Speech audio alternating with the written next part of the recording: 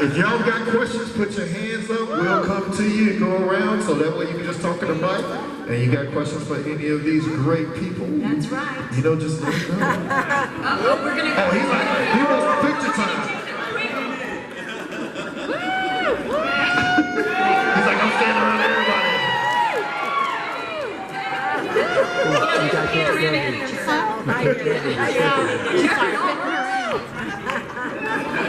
We gonna need more lighting on this side. It's dark on this side. I can't show up. I gotta make my eyes big. I look like an owl. Hold your goldfish shoes up. Yeah, put the shoes up. Anyway, make sure you have your questions ready. Speak into the mic for me, please, okay? Speak into the mic so they can hear you clearly. Who's ready? Who's first? Come on. Up right here. I got one right here in the middle. All right. Okay. Hello. This question is for anyone who had the pleasure of working with Vincent on the show. If you could talk about what it was like to work with an animal co-star, but also Vincent said he wanted to go back to his original owner, so if I could get him back.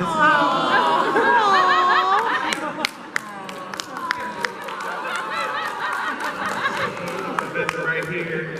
No, it was wonderful working with the dog on set. You know, she had her trainer there with her the whole time, just helping make sure everything went smoothly. She listened very well. Vincent was a girl. Vincent was a girl. Yeah. Yeah, Vincent was a girl. Yeah, she was a girl. She was a girl. Yeah, Heather was the trainer. What do you think? Yeah, Vincent. Right. But it was great though. It was just so much fun. I was a kid having a dog on set, somebody I can really bond with, and have a good time with. So it was wonderful. I miss Vincent to this day, for sure. Thank you. Who's next? Question over there. I got one over here. What was the hardest scene to film for each of you? Wow, that's heavy. I'd have to go death scene. Was your death scene?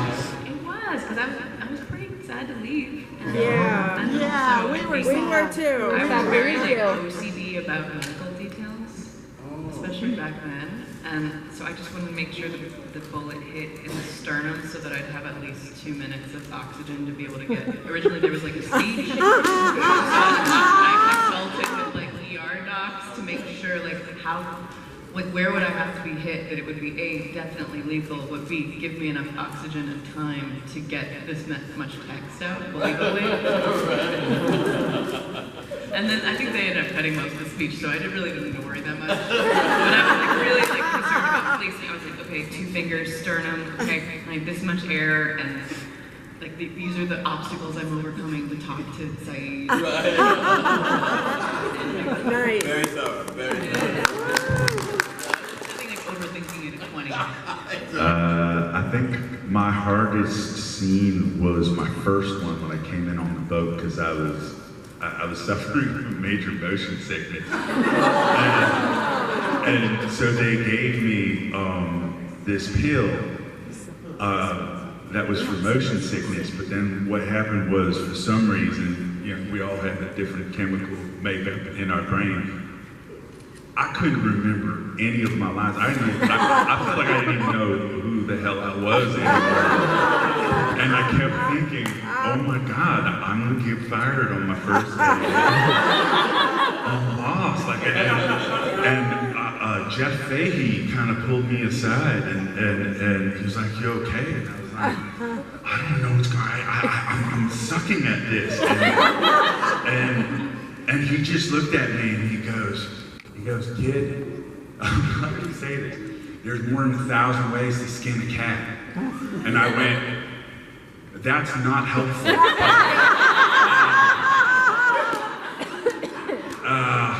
That's not helpful. And then I didn't get fired, and then they kept bringing me back to torture everyone on the island. So it turned out okay.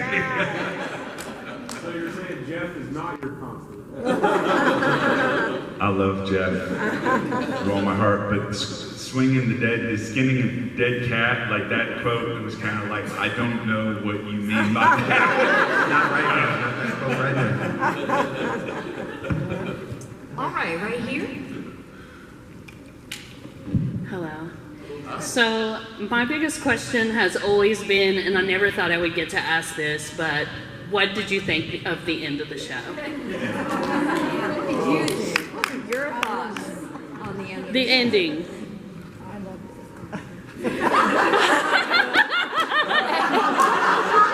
Wait, were you guys there at the end? Were you guys at the end? Yeah, sorry, Betsy. Yeah, go. give her You're a on the second. hook. Vincent's gonna explain the end, you ready?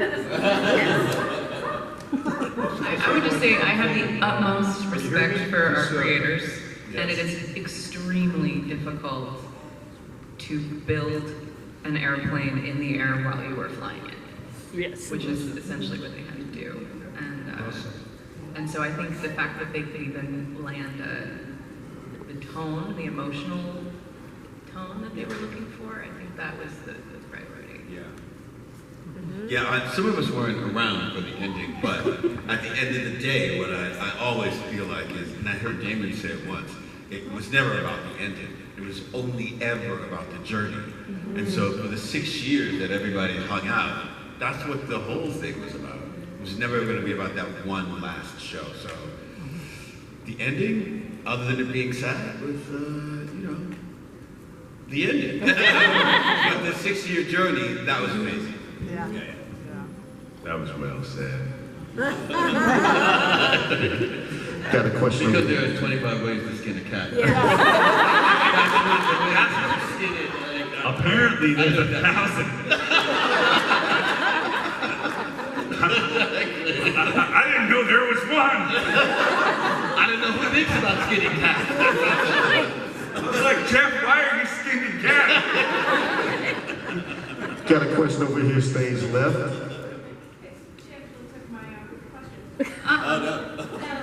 Walt wasn't in the ending. Like, Boo. where was his ending when everybody was? So you weren't in where were you? I don't know where the writers had me. On the island. On the island back home somewhere. I mean, I don't, in the ocean, Your grandma? my grandma. I was making a couple stops, So you were definitely like super tall and an adult at that point. Right, braces, the whole nine. Oh, let's make our way over here to this young man in the center. Thank you. First of all, there is a extra scene after the end with Walt in it. Yeah. That might answer some questions for you. Yeah. Yeah. Second, Andy, you got to film a scene underwater where you exploded a grenade. Can you tell us a little bit about filming that? I was fine after that.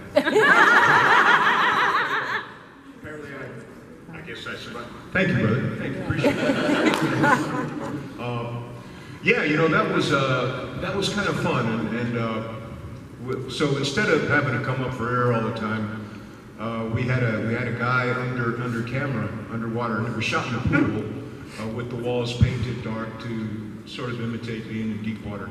And I remember as opposed to coming up and taking air and going back down, there'd be a guy come up with the snorkel with the scuba gear.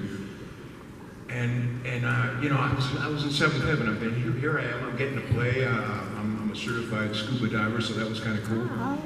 But one time I wasn't paying attention, and I took the respirator. I took it upside down, and here I breathed in a whole bunch of water. And I wish I could have seen that on film, because I would look like one goofy mofo trying to swallow the whole damn pool. And so I had to come up, and I'm kind of huffing and puffing. But that was a fun scene, other than being hated by everybody in this room. A great guy, Dominic and Charlie. It was a beautiful, fun day. Thanks for asking. Got a question here. Okay, not really. I've always been really passionate. I was telling Malcolm yesterday about the ending with Hurley and Ben and Jack and him. And I'm just going to say that I feel like at the end, he wasn't there because they were all at the island making everything continue that's just, I feel passionate about that, that's all.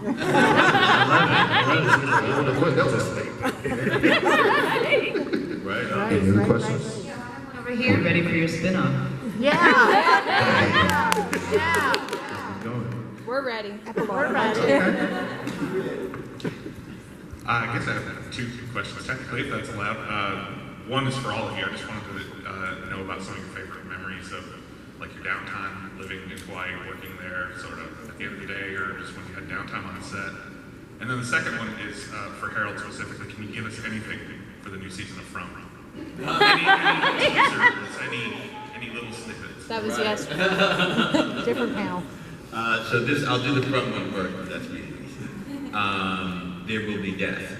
That's kind of what I got. That's what I got. And we learned yesterday there will be an ending. And there will be an ending. Yes, we heard that. Yes, there will be an ending. Not this season, but there will be an ending. Yeah, there will be. There was no death in the second season. There will be. It's going to be interesting. But fun time. That first season, the first year, is actually maybe one of the most fun times I've ever had in my life because we were all there. Malcolm was at my house every day. Do you remember boxing with the pads? It was maybe the most fun, and none of us knew. We had heard that the show was really good. We had heard that it was a big success, but we were all just in the trenches, like there working, and so we were like, yeah, sure, great, sure, it's a success. But like we would go to each other's homes and we'd watch it when it came on TV, and then we'd go back and work. And it wasn't until we got to LA when, you know, like you get off the plane and somebody screams, "That's Walt's dad!" This is a big show. Okay, got it, now. But we had a great time that first year. We just kind of all hung out, and then we got to meet like new people as it went on. So for me, that was some of the best time I've ever had doing television. Except for working with Cortion back there. Who plays my other son? Max.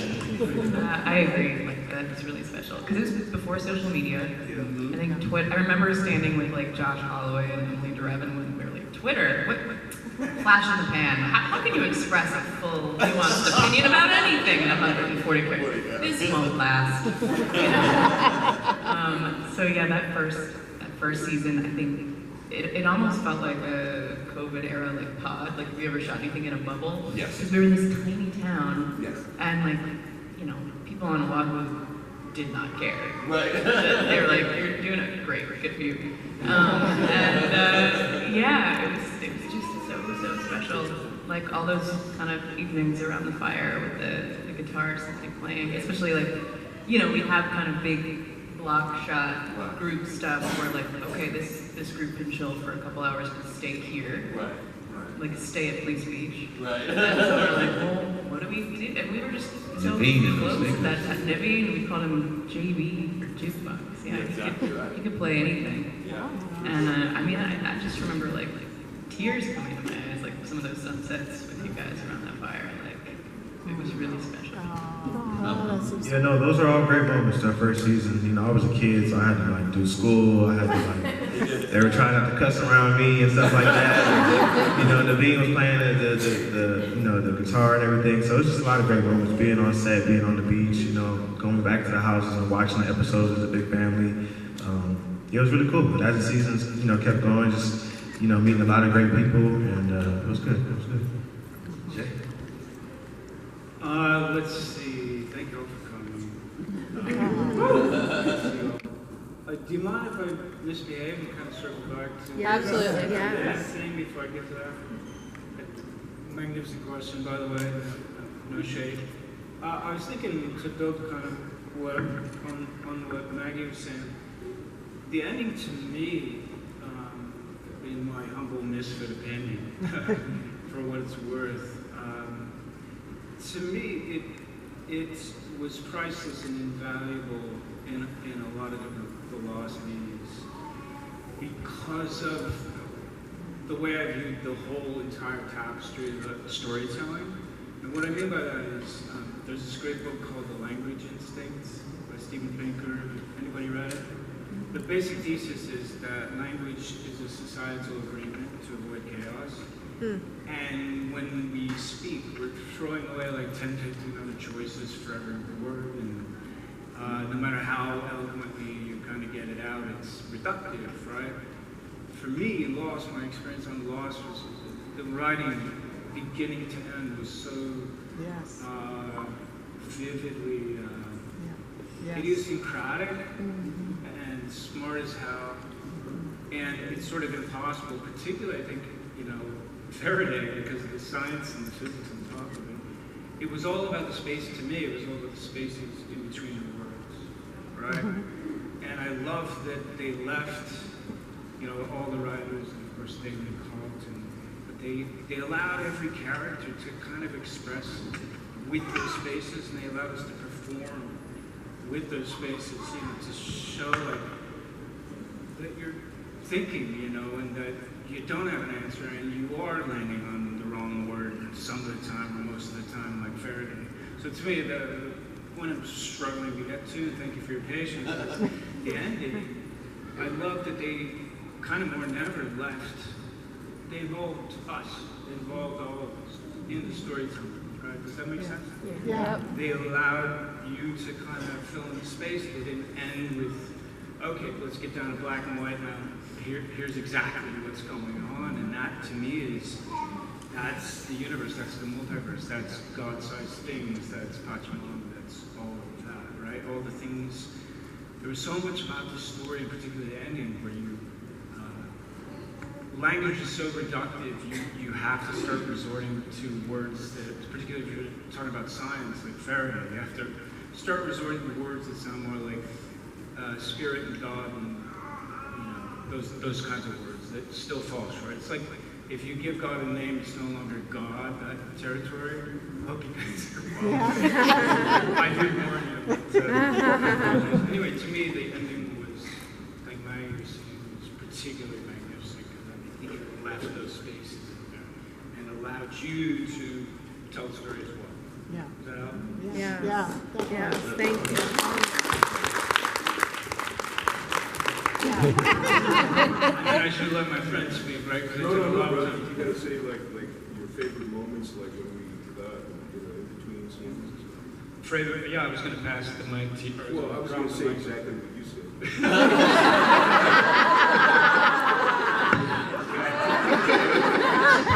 Where we do a duet, you ready? Yeah. I said I was going to pass it on to you because I took too much time to explain. No. But it's up to you guys. Keep going. Go. We're here all day. Yeah. Right. We wish. Careful what you wish for. Yeah. What was the best moment in between shooting or the best scene? Some of the good times in between. Good time? Yeah. Assuming I had good time. Assuming you No, I mean, aside from being terrified. I had a... Oh, man.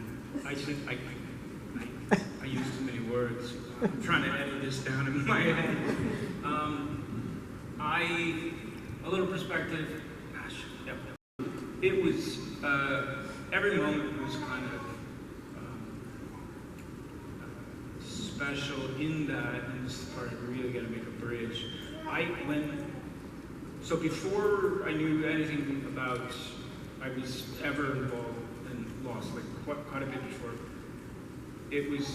I was having the most surreal experience of my life working with Werner Herzog. And if you guys know Werner Herzog, his reputation, he's one of the most controversial and surrealistic filmmakers ever. Fitzcarraldo, where the captain pulls the boat over the mountain, and it's hard to explain. See, I should have passed this. I had a very Fitzcarraldo-esque experience with him making a movie in Thailand a number of months before I knew anything about Lost or anybody connecting me with Lost or being offered. For that film, I lost 40 pounds, went to Thailand, half the crew quit because Herzog, you can Google him, he's a master, but he's also just famously surreal and very lateral thinker. So anyway, half the crew quit. I had lost 40 pounds because I went prisoner third ward. And then I got really sick of Bangkok afterwards. And when I got done back from Bangkok, I was reading this book called The Field by Lynn McTaggart, who's a scientist every bit as accomplished as Faraday. And all she was talking about was exactly what we're talking about here. Well, only I'm doing most of the talking here, but it is about the 0 point field, the interconnectedness of all things, all there is, and that's what she was doing very well. It was like using words to kind of get close to it, to give you, the reader, enough of a sense. So I was doing that, and that's when Lost came out of nowhere, and I ended up on Lost, still 20 pounds underweight, having just been studying all that stuff, and I was still sick, and that was my first day, and it was still an incredibly special moment. But I've said too many words by now. I got to the territory. Pass the mic this way. Oh, light on. I think you're on. Oh, you hear me? Yeah. Okay, cool. You hear me now? Yeah. Appreciate that. Yeah, to follow up, so I came in the third season, and there, speaking of words, there was one word I think I heard, terrified. I was terrified. I came in because I knew, I did know the fame of the show, and I did know how it had hit. And so me coming in, I honest to God, 7 days. So the first thing I ever filmed was stepping up, looking into the lens, and then I was told, oh, you're going to be back, and I said, yeah, right, I heard that, but that never sort of panned out. But when I did get back, I had this copious amount of words, and I didn't sleep for 7 days, I kid you not. I did not sleep, and so I would kind of nod off while I was on set between takes. And I just remember stopping to smell the island, as it were. I just realized where I was and how amazing, how fantastic it was. But literally, it got to the point where Evangeline, I'd show up on set and she'd ask me, did you sleep last night? I said, no, man. But you know what? I was lying flat, so that's something, right? I was looking at the ceiling all night. And then I would, my preparation for all those copious words was to basically play the scene, play all the characters, and then have it on a recorder, and then omit the characters, omit my character with space to say my lines. And I would go over it and over it and over it. I'm a slow learner, I'm plodding, but once I get it, I get it, But, so for 7 days, I literally didn't sleep. I was so excited.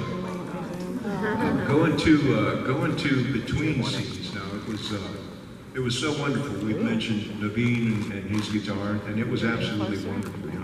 I love Jimi Hendrix, so I asked him to pick a song and play it, and never missed a note. So amazing. And then I must say, another real character that I think came through in the series was the crew. I tend to be a pretty frisky guy. I tend to kind of, I get wound up easily, let's put it that way. And so, but I noticed that was happening less and less, especially, I want to make sure that I show up and I give that 110, as everybody does and has. But I just remember one day, 18 hours in the jungle, and every now and then it would rain, it would break it up because you got electrical stuff out there. And so everybody would, you're in the heat of battle, as it were, and then you're told, okay, it's raining, calm down, sit down, okay, sit down. And then the crew, they pull out guitars and 5-gallon drums, and then pretty soon it'd be a kind of like a concert in the jungle. It was kind of cool, it was really mellow, and I'll never forget that. And I believe that spirit, that Ohana spirit, was part of what it sort of imbued the philosophy of being over there. It was just amazing. It changed my life. It really did. It's beautiful, beautiful moment. And the show changed Thanks. all those.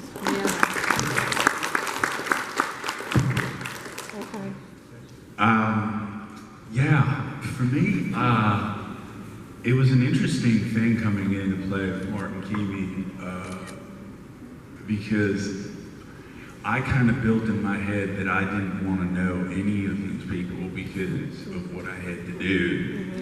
And it was very hard not to get to know them because they're all so lovely and beautiful.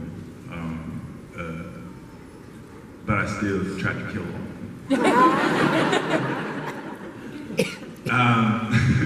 I had a lot of anxiety, I remember, because I had never played scenes where I was driving the action before. I'd never done that. I'd always been kind of more of a reactionary actor.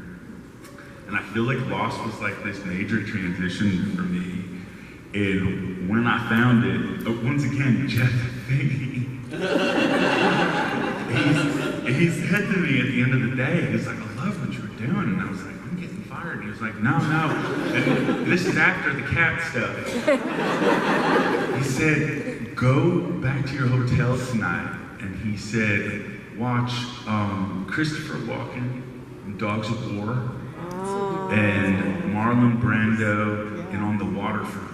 And he said, I mean, it was the greatest compliment ever. He was like, watch that because that's what I'm seeing. And I was like, get out of here. And then I watched it, and then I was like, for some reason, him telling me that as opposed to the cat thing, it really helped. And, which is why I say how much I love Jeff. But yeah, and then after that, it seems like I had found a new channel. And then I would get these auditions after Lost because everybody in the world was watching Lost. It was amazing. It's the best boost I've ever had. Was that I'm going into rooms and I'm playing these characters who are, you know, like kind of pushing the envelope all the time. And I've been doing that ever since Lost. So thankfully for Martin Koenig. Yeah. But one of my favorite parts was Damon Lindelof.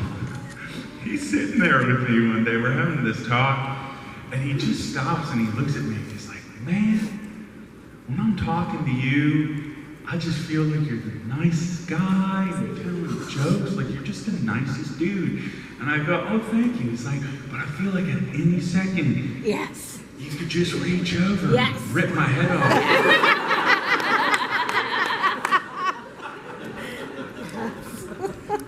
I didn't really know how to take that, but it's a good thing.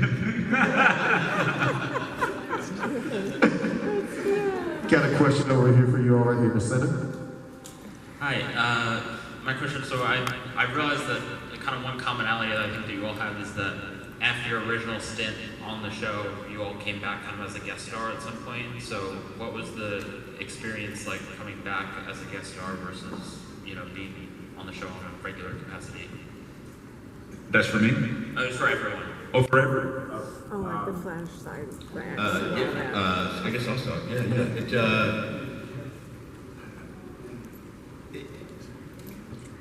I guess it might be, I don't know how everybody else feels, but you know, because we all started it together, going away and coming back, you just feel like you go back home. Do you know what I mean? It just feels like you go back home.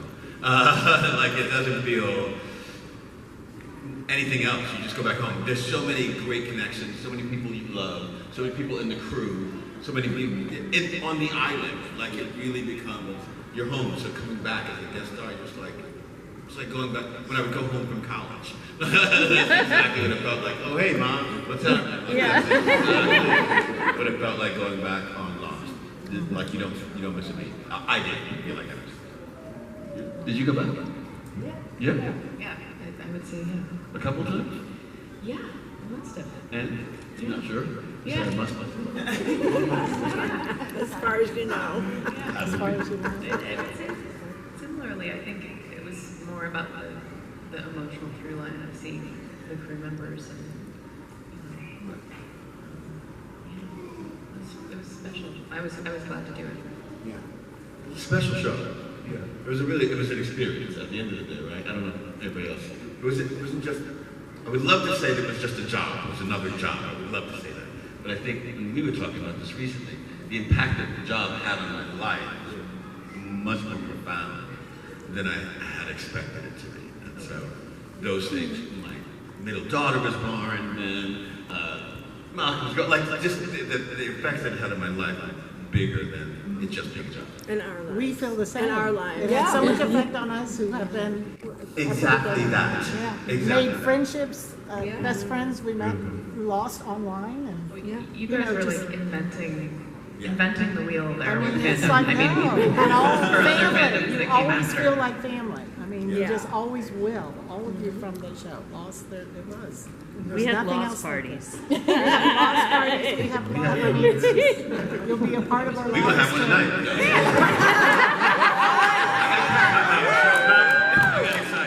There you go. We'll all be I've there. learned that. They're all there. though. But I mean, truly, really. like the way the fans handled the show, the way they interacted with it, the way they felt like they had a voice and a relationship with each other, it was one of the first kind of online cohesive communities. Like I think they maybe sparked it with the Fuselage site. Yeah, but yes. I mean, the sort of way they'd have to explain, like looking back now, and they were like, we're gonna do this crazy thing where we like set up this website online Yeah. where fans can Way go back, and talk and post things that other fans can read. It's very That's dangerous. We're not sure how they're going to handle it. And then I remember when they were pitching this Mobisode. Remember the Mobisodes? Like, Did you guys get the Mobisodes? I don't know if you were around, but did you sure? But it was like crazy concept, guys. We're going to do these short videos that people can watch on the internet. That was yeah. Timing. And then whenever they want. Whenever they And the cast will come in and shoot these Mobisodes. Or Lost University. Lost University. There was so much. Yeah. I mean, it was really. Anybody else? But yeah, back to the question. I think you said it perfect. It was kind of like going back home, just seeing everybody you got to work with, and everybody was really cool. I was being drenched in the water at one point, that whole nine. But it was fun though. Just going back to the island, going back to Hawaii, it was a beautiful time.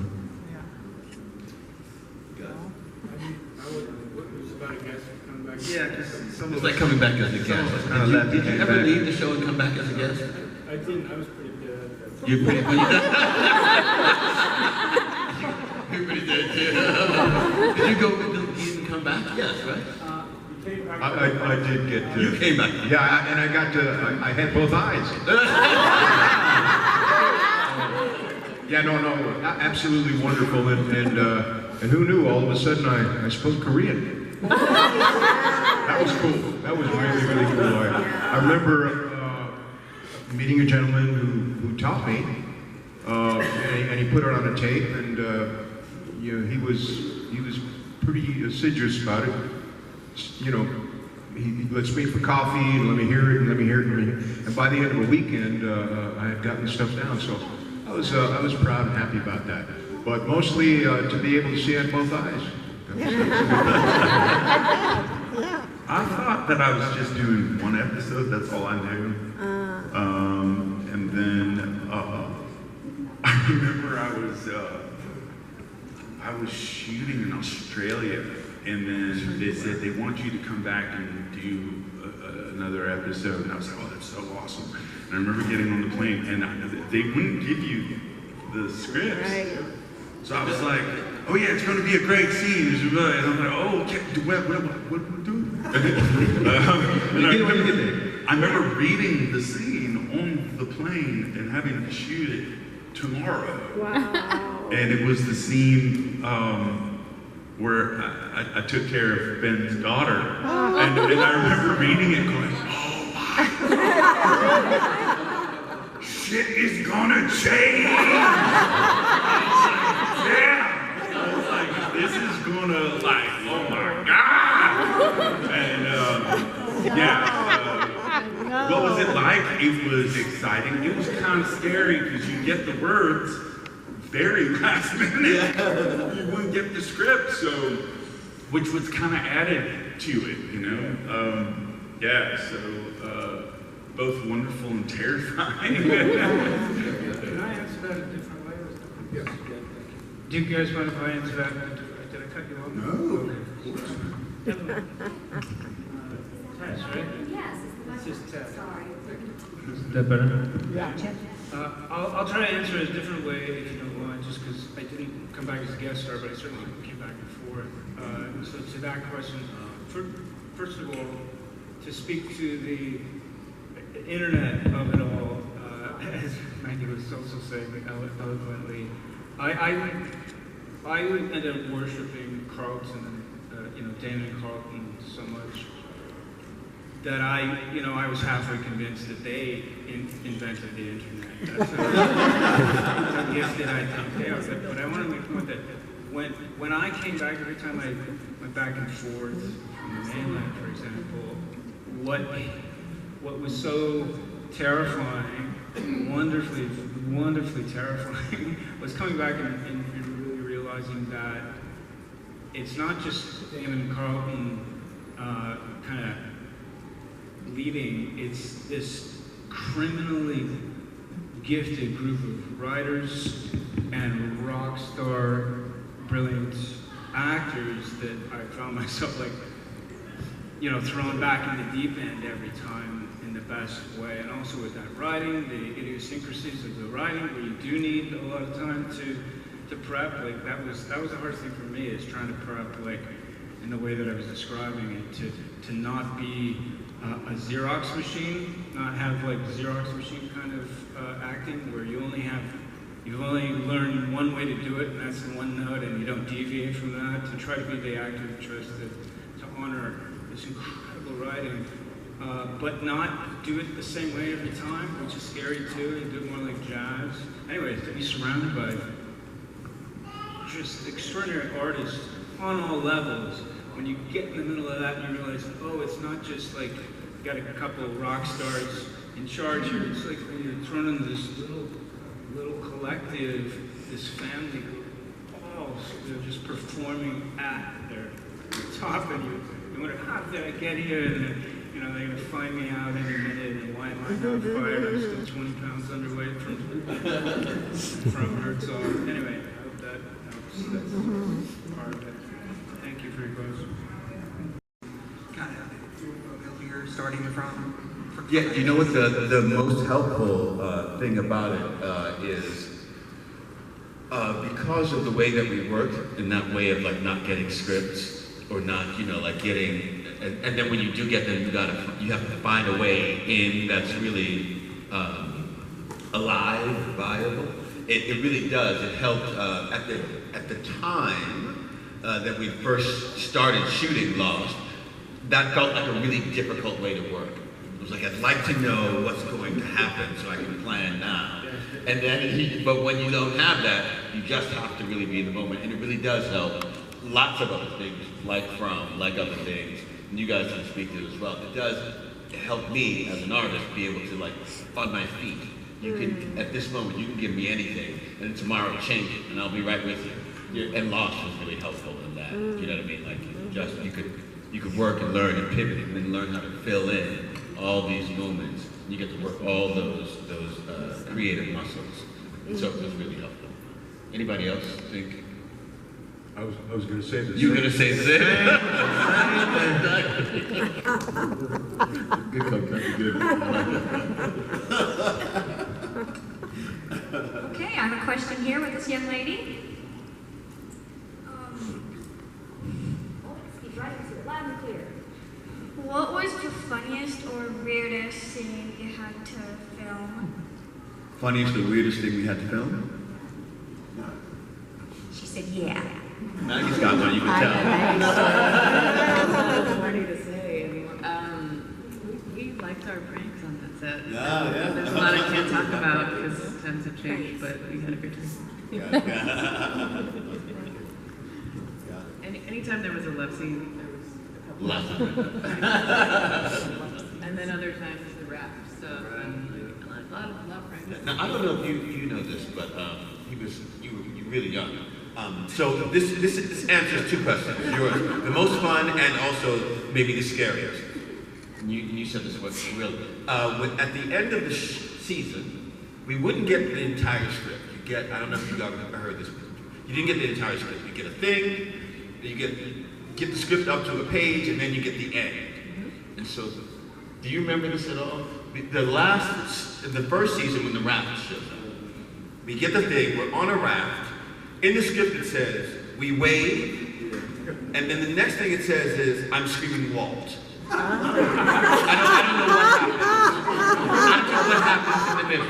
I don't know anything that happens in the middle. They pick us up really early in the morning. We go out to the marina. We're like, yeah, we're on a raft. Right, of course. They say, like, oh, right, so you're on a raft. You're waving because you see people. I'm like, oh, snap, there are other people? Like, yes, there are other people. You're waving. You're like, great. Like, those people, they come to the boat. They're like, great. Hey, we like you guys. We're taking your son. Oh, shit, they take my son? Yes, and then they take your son, he's gone, and then they throw you in the water.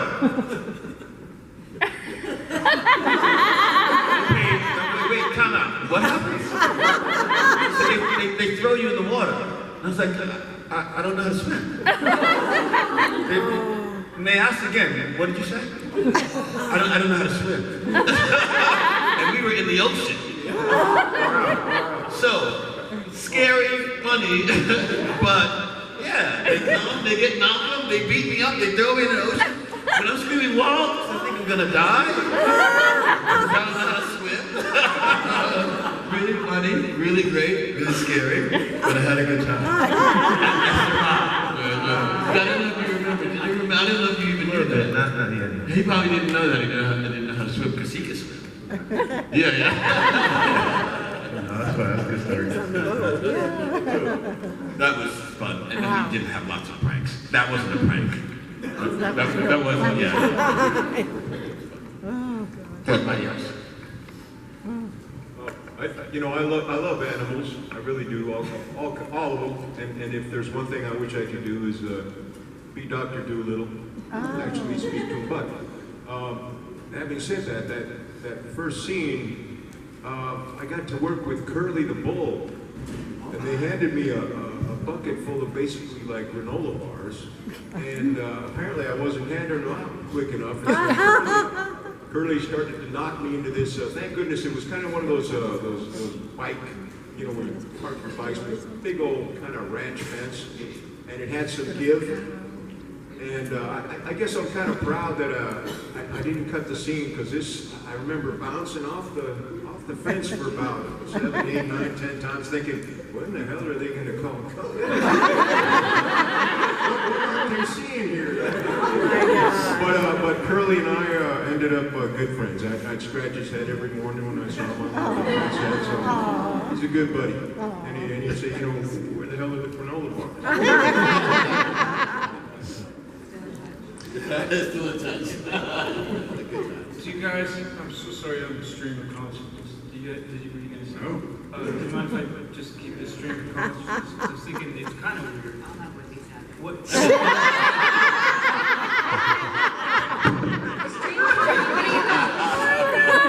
can only be a couple of minutes long because we have another panel coming. Sorry, Jeremy, sorry. No. Go get him. Yes, please. Come and take it. I'm so sorry. Yes, stream of consciousness. Yeah, I just did it again then. Very loud. I was thinking in terms of weird, it's a combo of like two questions that are going on here and bouncing around the room.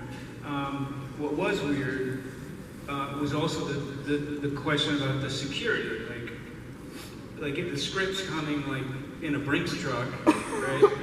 And it always felt like, did it feel like to you guys that like it was they always delivered it in the 11th hour intentionally, even if they had it earlier, right? Yeah. So what's terrifying for all of us, I can speak for all of us, I think any actors, if you get it last second, it's like any audition. Auditions are just so brutal. I think everything about the way the old school auditioning is, they give you like a night to work on it. The thing is, especially with writing this magnificent, right? And this, just polymorphously brilliant and throw all the science in, it's hard to get it DNA deep unless you have enough time.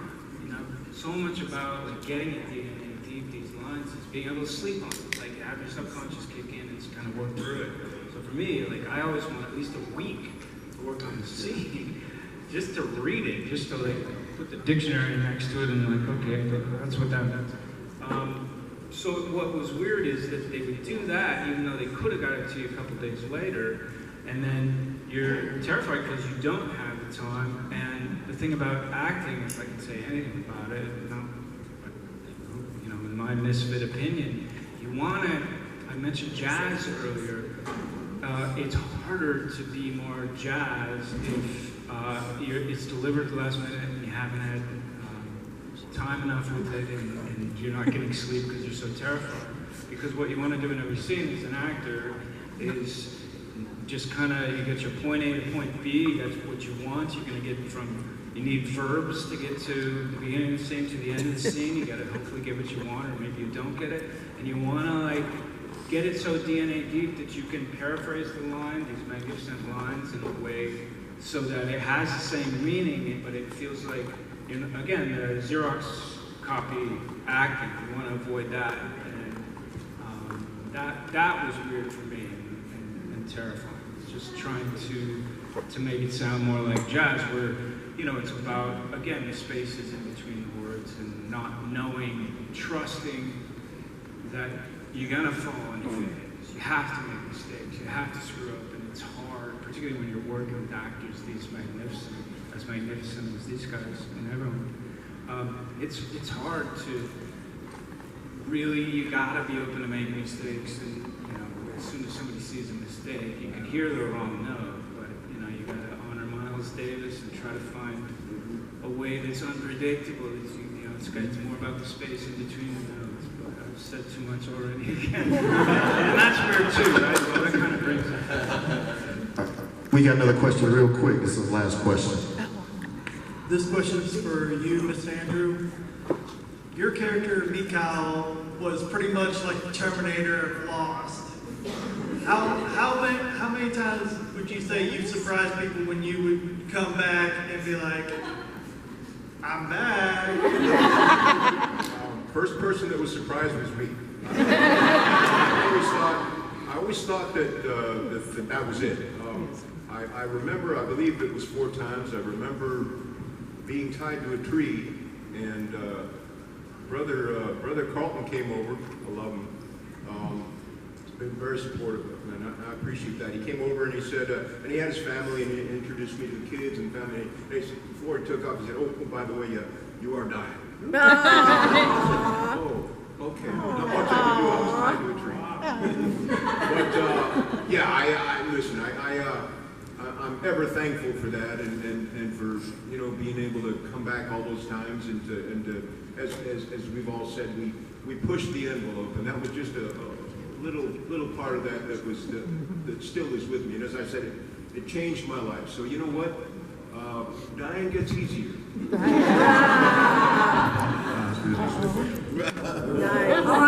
Thank you guys so much. We appreciate it.